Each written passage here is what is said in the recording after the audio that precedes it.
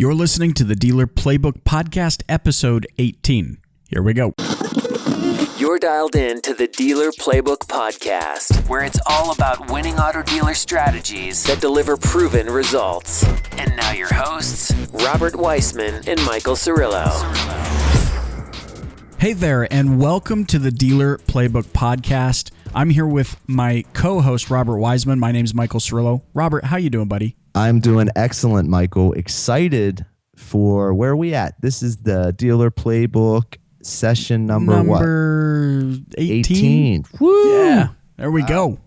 Yeah, it's been a lot of fun. And you know what? I got to say, I am so happy that you have chosen to take some time out of your day and listen to Robert and I as we deliver real auto dealer strategies that deliver real results. And that's really what our aim is here, is to deliver you with actionable insights that will help you grow your business, that will help you grow your e-commerce department, that will help you grow your sales team or your sales business within the business. And, you know, we've been just pounding it out. Like Robert, you and I were talking about pre-show. There is so much that goes into these podcasts, and we are so extremely grateful that you have chosen to take time out of your day to be with us. Definitely. We're having a lot of fun doing it. And again, thank you, Michael. He said it, but I can't thank you enough for, putting us into your headphones for, a short hop for your commute or for whatever it is every day. And in exchange for that, we just try to bring the heat, man, bring you some value, bring you something that even if it's one little nugget, but could shift everything in your life and in your business, that's the ultimate goal. That's why we show up. Yeah, we've been just overwhelmed and super grateful with all of the support that we've received. People commenting on the show notes at www.thedealerplaybook.com. People engaging with us on social media. I've met so many new people inside of the car business who I am, building relationships with. I know you are too, Robert. But it's just been so incredible to join with and be a part of the automotive community. There are some incredible individuals out there. And so, we're just super grateful. I just wanted to just hop in and frame in this episode because, many of you know that we have put a lot of effort into getting some fantastic guests. Past episodes include Grant Cardone, Tracy Myers, Craig Lockard, Gary Vaynerchuk, Mark Tuert, and so many more. And, Robert can tell you there's so much work that goes into these things. But what we wanted to do is take a little bit of a breather today and just spend the time with you between Robert and I, because we have some incredible information that we want to share with you. And so, Robert, maybe without further address, we'll just jump into talking about what we want to talk about. And I'm going to start with a question for you. Do it. So, I think the thing that fascinates me about the position that you have within the automotive community is that you went from just this short time period of coming into the car business and then building this monster of a business within the business. And this is something that you and I talk a lot about, the automotivepreneur, building a business within the business. So the question I have for you is, coming into the dealership, we talk a lot about how sometimes it's by accident. I think Subi mentioned that she came into the car business by accident. Yeah.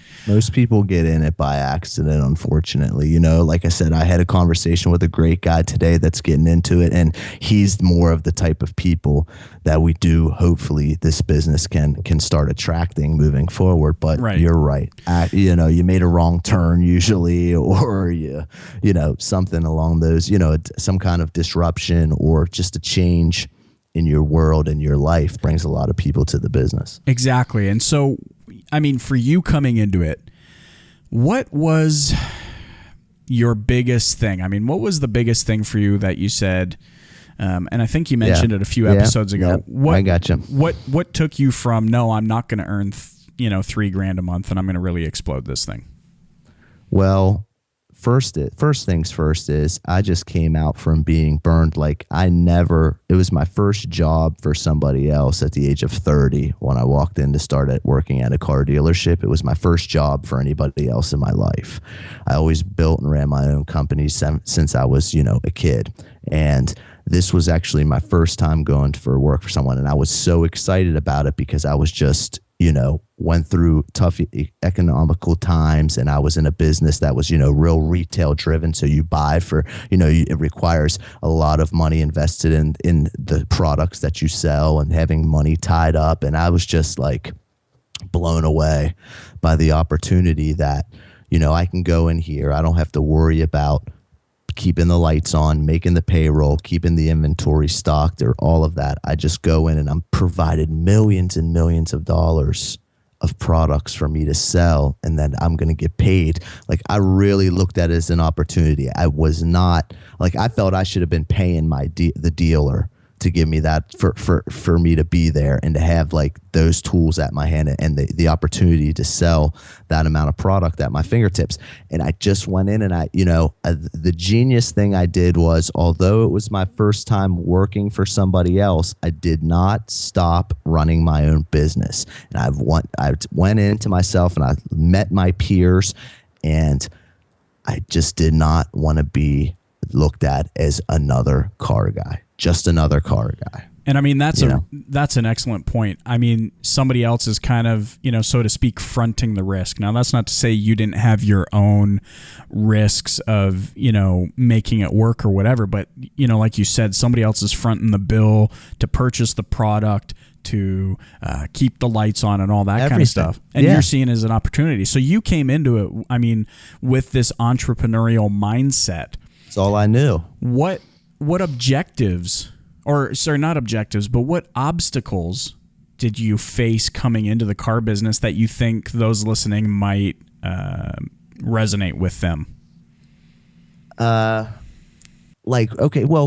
in initially, it was the, learning the idea of training, and God love them. Like, I worked for a great dealer that was, still all my friends, that like people that I consider my closest friends locally, that's where they're still at. They still work there, etc. But they don't really provide, education wise, like, it's on you. You know what I mean? Unfortunately, even at the dealers that do have like some kind of, programs and stuff for you to log into, or virtual training and stuff like that, like, that's not enough. Watching some videos and stuff it's helpful, but I mean, you really have to drill them down. You have to watch them a lot. You need to practice, drill, and rehearse and be prepared. So like, the education was tough, and just like there's certainly there's nobody in there showing you how to build a business within a business, how to be an entrepreneur. And they're so quick with saying like, hey, selling cars is like having your own business. Well, the only thing that's like that they point in that direction of it being your own business is just by saying that. There's really no resources, or there's no tools, or no education or blueprint for making that, for really building a business within a business, having a functioning, profiting company, that's driving revenue. I mean, so you come into this business, there's not really any support to launch you towards success, but I mean, there must have been, and I mean, I don't know anything about it. I'm assuming you came into the dealership, there were people that were already there in the sales department, but over a matter of months or a year. First month on the floor. Yes. So first month on the floor. You wiped the floor with the big guy's butt on the floor. Yeah. And he was unstoppable. He was undethroned. And I never sold cars in my life. They didn't put me through I did the certification stuff, this and that. My friend that I grew up with was a sales manager there, and then he was friends with the general manager at the time, and they just knew it. Like, when I sat down with them, and they knew that I had it. I told him, I said to him, I was like, listen, I'm going to be the best guy that you have. Okay, so let me ask you this: what did you do in that first month? Because I mean, we know the problem, and we know that you just exceeded the top guy there. What did you do in the first month that he wasn't doing? And what can people who are listening to this right now do to surpass those that have perhaps been there longer than them? Good question. Well, going in, like, I recommend anybody that's new to the business or or really hasn't gotten a good grip on, really hasn't opened it up and tapped into their potential in the business, Right. that before thinking about building this brand online, like we were going to talk about, and doing video and building the websites and all this, like that's not like how you go from there to there. You know what I mean? Like you need to beat down every opportunity that presents itself in the dealership currently first before you start going after other ones, because it's going to give you great, training. It's going to get you comfortable with it. It's going to, you're going to learn along the way, and you're going to learn with the customers that the dealer's paying to get in there for you. So there's no sense in investing in and buying and marketing, because basically what's and this is what we're talking about, lead acquisition prior to this off air, that in a nutshell, what's marketing? When you're investing in that and websites and all that, you're basically buying leads. You know what I mean? In a sense, one way or another, you're looking to buy more customers. Well, there's no sense in buying customers when you're not ready to handle, when you're not even ready to handle them properly. Yeah. It makes more sense to just tap in and then just beat to death every opportunity that's in there. What I did is I waited on every single person around there. I walked over, I cut in front of everybody. Customer would pull up, and I'm just being straightforward. This is how I got into this. Customers would pull up. I'm the new guy there, and I'd be like, "Oh, they're here to see me," and everybody would back off and not go up to him. I'd go up to him, "Hey, welcome to ABC Motors. I'm Robert. What are you here to look at today?" Boom, and then go right into it. That's when I then, continuously doing that. And then I started to get referrals, and I started to get really good with the product. Like I dove in and learned the product as I was going. I recommend now that you need to be the master of product knowledge. That to me, I think is more valuable than being a master closer. Is being a master of the product, because then you can genuinely find your best solution that you have in your product line for your customer's problem. Well, and how do you sell a product that you don't know about or don't believe in, right? Yeah, you can, and that's the thing. I got 100% buy-in into my product. Like I was genuinely all about it. I mean, I bought one. Within 7 days at the dealership, I bought my first vehicle from there. Nice. And so that's really step one, right? Coming into the dealership, or maybe you've been at the dealership for a while and you're wanting to take things to the next level. Robert, you touched on, personal branding, videos, websites, and all that. But really, I think what you said, the first step before any of that is making sure that you educate yourself. You learn as much as you can about the product, the dealership, core values, mission statement. An expert, not just not verbally, and not, presenting yourself and positioning yourself as an expert is one thing. And it's a very important part of personal branding, but just genuinely being one first, you know what I mean? That's step one, is like knowing the product inside and out. Right. And, knowing the situations, because in any encounter you have with a customer, there's only X amount of ways it can play out. And and especially in the auto industry, because for whatever reason, it hasn't changed in X amount of years. So every encounter, every objection, every twist, you could say that you can possibly get within your first 30 days, you're gonna go through it. So then you're gonna know how to handle it when it comes up again, and that's very important. And I think something too about this that we haven't really talked about, but that, that willing to do whatever it takes mindset. I find that in the phase that we're talking about, where you're at the dealership and you're coming in, no previous experience in car sales, and just coming in with that entrepreneurial mindset, the big differentiator is the theory of doing or saying that you're willing to do whatever it takes, and then the application of actually doing whatever it takes. Because I think there's a lot of people out there, even, maybe some of those listening in, who, can easily say, yeah, I'm willing to do whatever it takes to succeed or achieve my personal definition of success. But then when they find out what the application of doing that means, learning, oh man, I don't want to learn about the mission statement. That's not going to, they're looking for shortcuts. And I find that exactly shortcuts always Everybody's out there talking about they're getting, you know, the term now we use and the train term is hustle. You know, everybody's a hustler. Everybody's getting their hustle on, this and that, but really they're not. You know, like anybody that knows me knows that I hustle, and I always have and always will. It's what I do. It's, you know, I got this from Jared and Grant. It's just like I have way more hustle and way more persistency than I do talents by far. And you know what? And that's either fortunate or unfortunate for those listening in, where it's like, you know what, if you do have the hustle, that means that you are going to have to do some tough things. Like, I mean, I'm putting words in your mouth and you can correct me if I'm wrong, but I'm sure there were things that you're just like, man, I don't want to learn about this right now, but I'm going to do it because nobody wants to make a video to put it on and put it on YouTube where they're sitting there screaming and doing absolutely making a jackass of themselves. Okay. Nobody wants to do that. It's just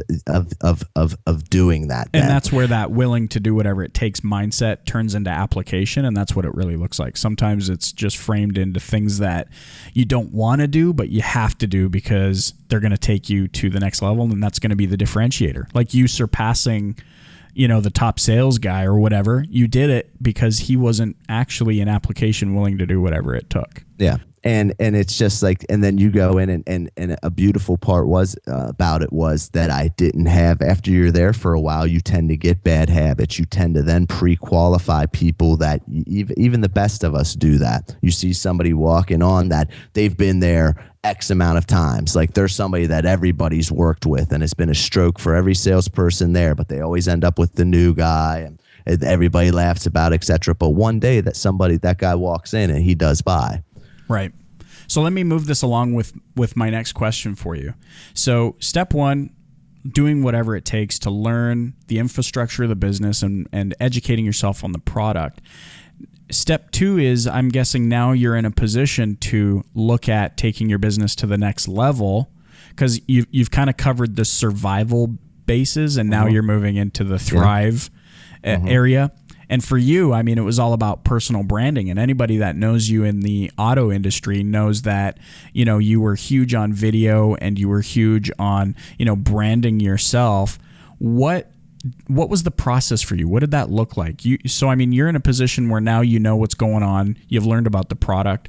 Where was your mind at when you finally made the decision that you had to get into the video and all those other things that you did? Okay, yeah. Okay. Well, and first off, so much of what I did was wrong. You know, I made every mistake when it comes to online video, to branding and everything like that. And I think that that's what makes me, excuse me as I toot my own horn, but allows me to bring value to the marketplace and to this industry, is because of I've exhausted so many avenues. I made so many wrong turns in trying to build my business within a business that, you know, I can filter out and save a lot of people a lot of time and money.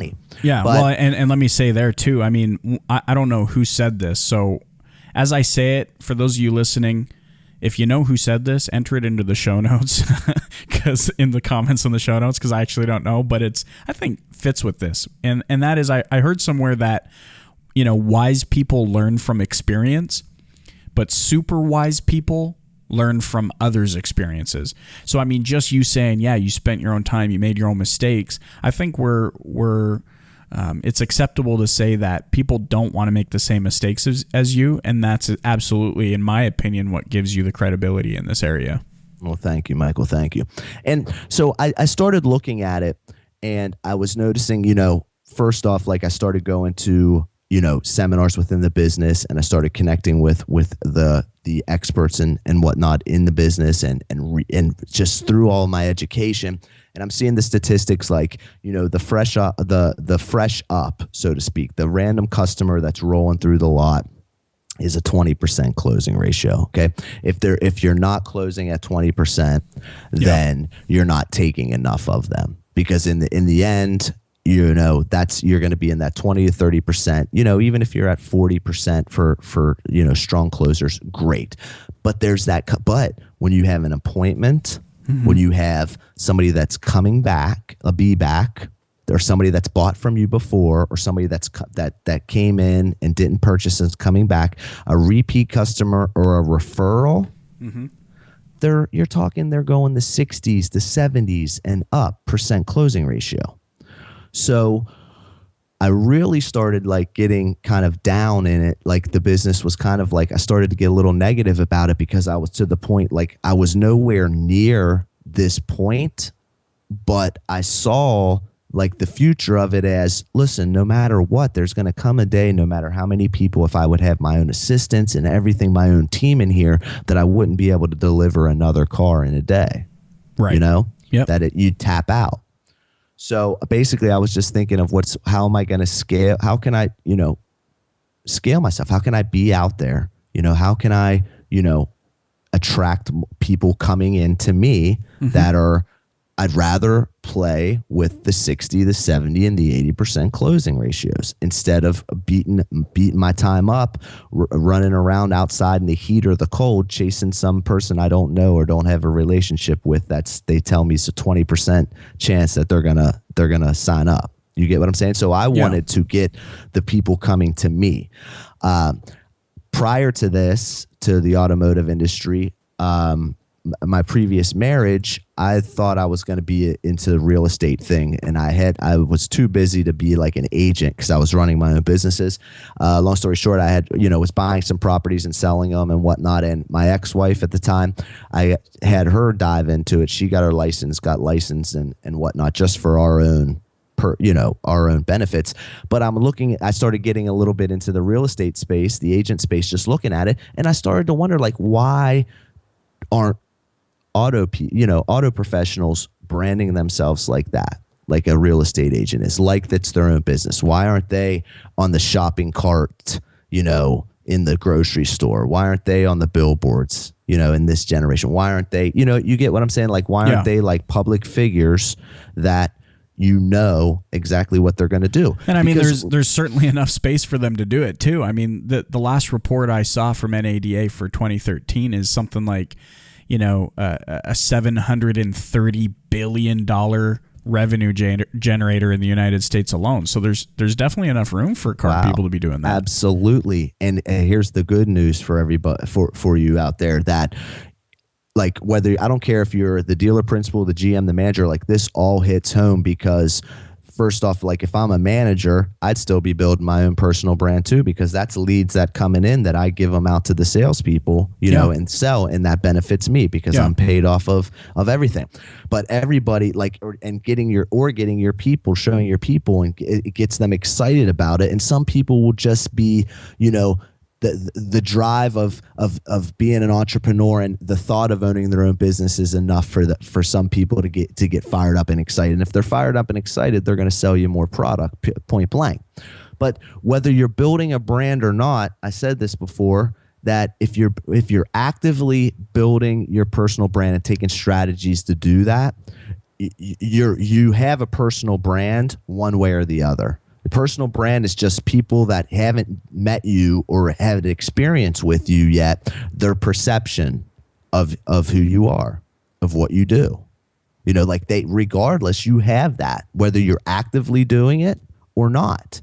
So if you're not doing it, then you're another car guy, So that's what I say. Leverage your existing book of business to build your brand. Yes, and anybody, just be out there, like be pushing the message, make the videos, write articles, go to the radio stations. Like we're professional salespeople, so you should be able to sell people on you too. You don't just have to sell them cars. Sell the radio station on you and why you should be on here. I can help your listeners. I did that. I was on like the most popular morning talk show here, in 2010, 11. And I was in the morning talk radio, and I was on as an auto expert. I was never like Robert Wiesman. I was never like, come down here, get a great deal on a car, stuff like that. I never even said that I sold cars or where I worked. I would give my website or my Twitter handle, whatever. Yep. And I would go on there and I'd talk to them about buying a car, or I'd talk to them about how to save money in gas, how to do this and that. And I just would research it the night before, bro, and go on there. But it was that present, you know what I mean? Like you know exactly what I'm talking about. We talk about this all the time, but like that's something nobody else is doing. And so I mean, when you're in a market, Well, here's the thing. You take these little extra steps that nobody else is doing. Yep. You become visible. You become someone that they can see is expert, knows what they're doing. Because there's nobody else doing in your market, you're going to get so much low-hanging fruit just from being the person out there that they see that's in front of them. And you know what? You and I talk about this all the time. And you've heard me say this a couple of times, because, I mean, nobody's exempt from what I call the imposter syndrome. And that's like, I mean, you could have been like, dude, who am I to go on the morning talk show and be known as the auto expert? And I mean, some people, I feel like even, you listening in, I'm sure there's things in your life where you're going, man, who am I to do this? Or who am I to be pegged as the auto expert? There's other salespeople in this dealership who sell more than me, who are more visible than me. And I mean, that's really just the imposter syndrome at work. And I think, the cool thing about that is really at the end of the day, you are the person to be doing that if you're the one who chooses to stand up. Do you know what I mean? It's like, whether it's, contributing an article or being on the morning talk show or going out of your way to do those things, the reason why it's going to work for you is because even though there may be other more qualified people to do that, you're the only one that's going to stand up and do it. And then those people can't say anything. You know what I'm getting at? Yes. Like, I feel like, exactly. Like you said, you were studying it the night before, and I can guarantee there's people out there that just know everything about it. They're walking encyclopedias, and that's why I say knowledge really isn't power until you know what to do with it. And this is a perfect example of the application of that. It's like, yeah, you acquired some knowledge, but then you put it to use, and you were the one who stood up, and that's absolutely why you became the credible source for, your community or whatever. Yeah, I mean, I literally was like, I call it the celebrity expert. I mean, everybody knew who I was and what I did and who I did it for. And that's the ultimate goal. And like, it was even easier for me because, as you can see, and you look back at like my older videos and stuff now, I'll toot my horn and I'd say I'm probably one of the most lethal with an iPhone video with mobile video right now, putting out good quality video from mobile. Mm-hmm. But then it was terrible quality. Audio was bad. Everything that I'm telling that I tell salespeople not and people not to do today, I was doing all that, and it was lucky that I was just an early adapter. You know what I mean? Like, I just got in. I was one of the first ones there. So it was just good enough. It still worked because it was still so different. I was competing with nobody. I had more. The great news is also that if you're a salesperson, for example, the chances are your dealership isn't doing the best job at branding themselves and marketing online, and 80+% of your market is online searching when they're, are searching online when they're shopping for a car. It's easy for you to be show up more than them. Yeah. The thing I love about this, the concept of being an entrepreneur, the concept of taking control is, I say this sometimes, I'm like, unfortunately there is a limit to success.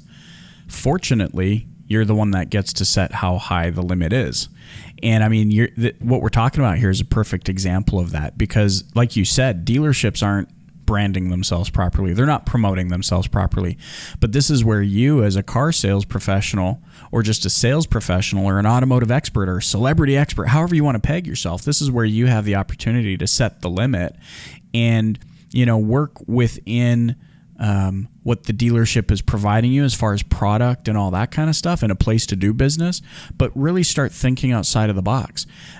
You were talking video, and I think a perfect place for people to get information on how to do video better. I mean, don't you've got a resource for that resource. Love that Canadian, the resource. Yeah. What do you resource? Yes. What do you Americans call it? If you just go to robertwiesman.com. Mm-hmm. I before E, everybody, even Michael still misspelled. Well, actually, you're probably one of the better with it now. Yeah. But right there on the top, you'll see a place with an arrow pointing into a thing. Like, you just enter your name and email so we know where to send it. And it's a resource guide for mobile. It's a mobile video creator resource guide. It's going to give you and again, something I invested and wasted tons of dough and time on was the wrong like tools and accessories to streamline things and to make things easier and better. You don't have to go through those struggles. Like and I mean, the funny it's thing all about it there. too is like so I've downloaded your guide, and it's helped me even take better family videos with my phone. It has everything for like it. You will get top quality. It'll show you how to make top quality video from your mobile device that looks like, it's on thousands, $5,000-$10,000 camera. I've done the side-by-side comparison with the DSLR and the iPhone 5S specifically. Yeah. And, it's a trained eye, like with the right lighting and you're using the right apps and the tools that are in this free resource guide. I mentioned that it's free, that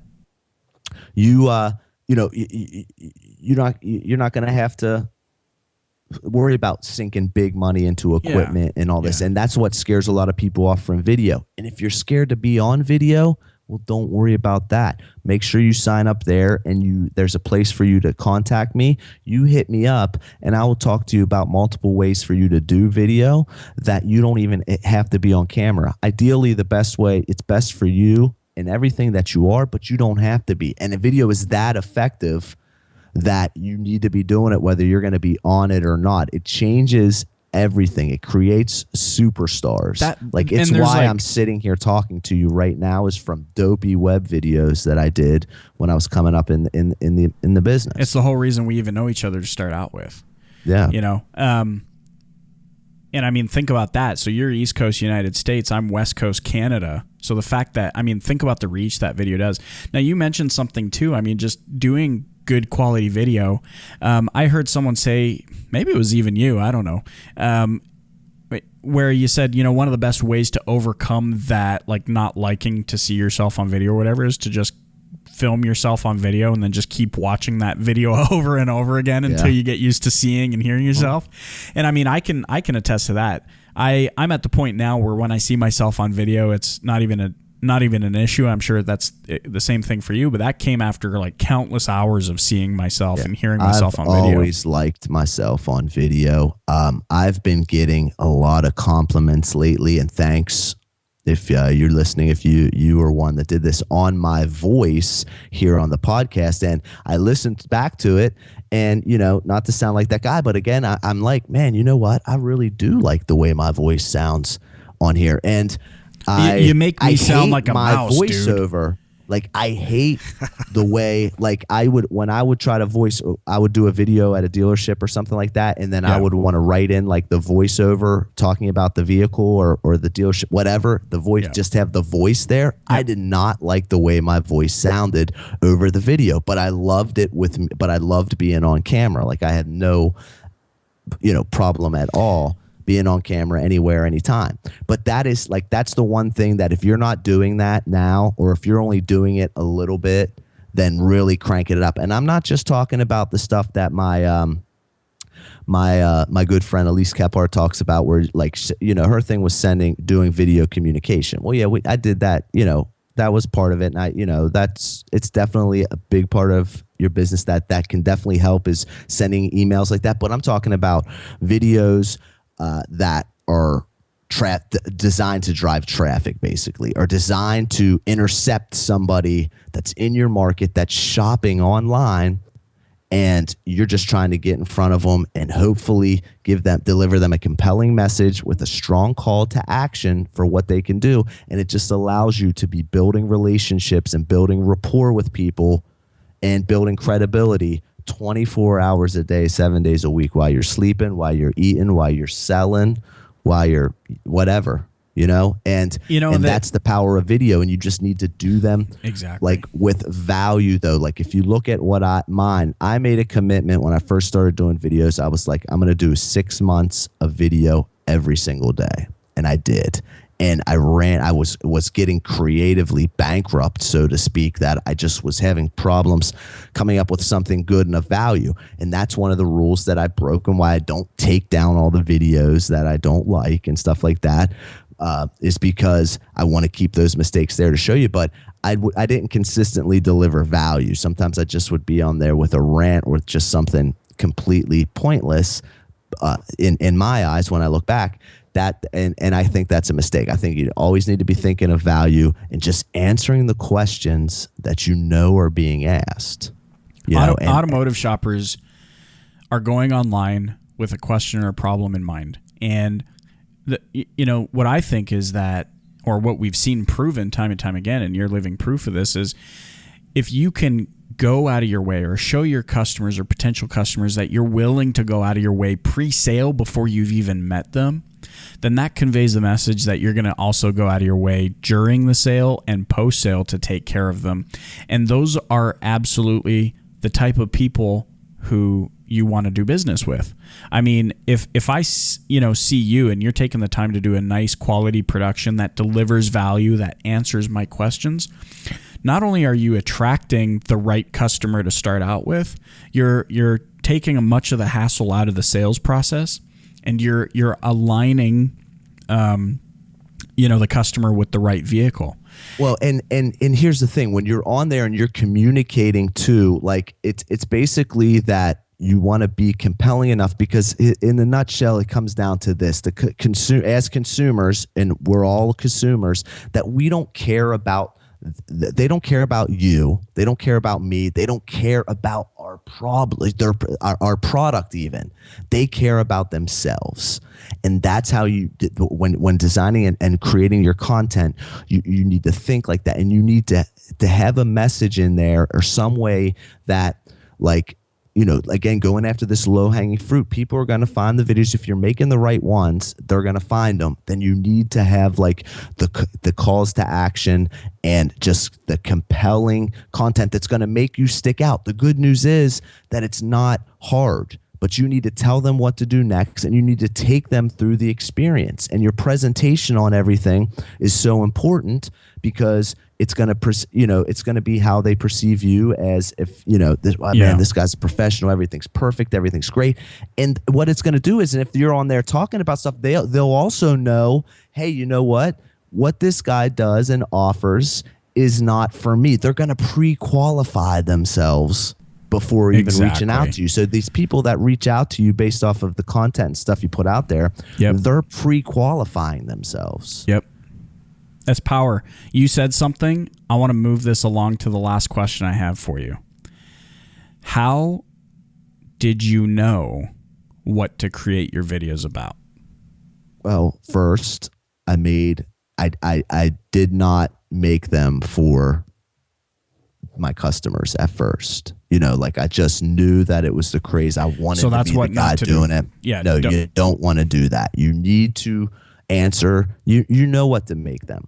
You know what people are like. You have every new model year coming in. Like, you're ridiculous if you don't make a video of you with the new 2015, 2014, whatever new product line, you doing a presentation on it, and then with a strong call to action in there back to your website or something, and you're titling it like 2015 Hyundai Sonata, Baltimore, Maryland, whatever, you know what I mean? Right. Like, and titling like that, because people around, you don't think that they're going to be searching for the brand new product like that. So you also poll your current customers, send emails to them, or when you're engaging, you're talking with clients, write down, you're getting frequently asked questions, you know what I mean, about certain vehicles, or about things that are involved with the ownership or with service. Like, another great thing is, I've always say this is where I got a lot of mine. Once I started to get started really getting it, I would ask the service writers. I had to go back there and ask the guys, like, what are the most phone calls that you get people asking about? Like, what are some of the most common questions that you get back here? Boom. Then I'd ask some of my good customers too about, like, buying, when they're shopping for the car, and just like the process of the car, like of buying a car, not necessarily product information. And something else Something else I think you could do is consider who the vehicle's for in the first place. So, I mean, if you're, as an example, if you're a Toyota dealer and you've got a Sienna, minivan, you can just simply start by asking yourself, who is this vehicle for? Oh, it's young families. And then you can frame the information. You could do a video to frame in the information in a way that would be appealing to a specific customer segment, or maybe it's the Honda Odyssey or whatever, the Toyota Tundra.